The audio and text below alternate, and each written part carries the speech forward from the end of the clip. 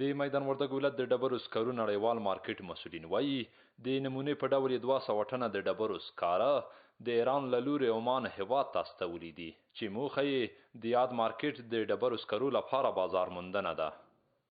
ما مقدار 200 تن زغال سنگ از مارکت میدان شهر و طریق ترانزیت از طریق کشور ایران به کشور عمان صادر کردیم.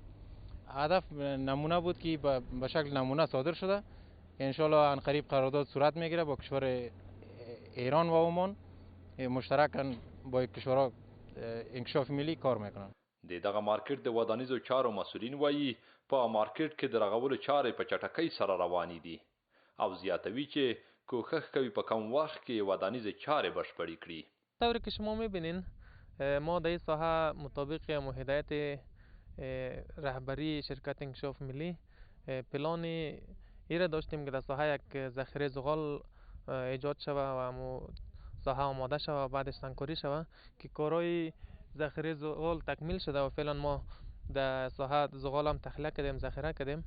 دیگه پلان نصب یک انگر بود که کارهای انگر هم رو به خلاصی است.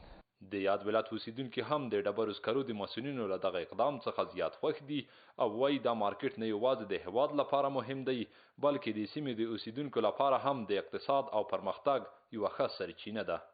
فابریکې جوړې کړې دا به ډېر ښه شي، په دې به سړکونه جوړ شي، وطن به پرې آباد شي او خلکو لپاره هم ښه ده، د وطن لپاره هم ښه ده. دا زیرمې به راوځي، موږ وطن ډېر وران ده، ډېر وخت جنګونه پکې شوي دا، د وطن لپاره ډېر ښه مساعد کارونه پرې وشي، په دې موږ ډېر خوشحاله یو. دغه کارخانه کې کار کوم خوښ او خوشحاله یم چې دغه زغال را شروع شو دلته او صادریږي نور هیوادونو ته، نو موږ ته هم د کار زمینه پکې مساعده شوله، بهر ملکونو نه هم بېغمه شولو.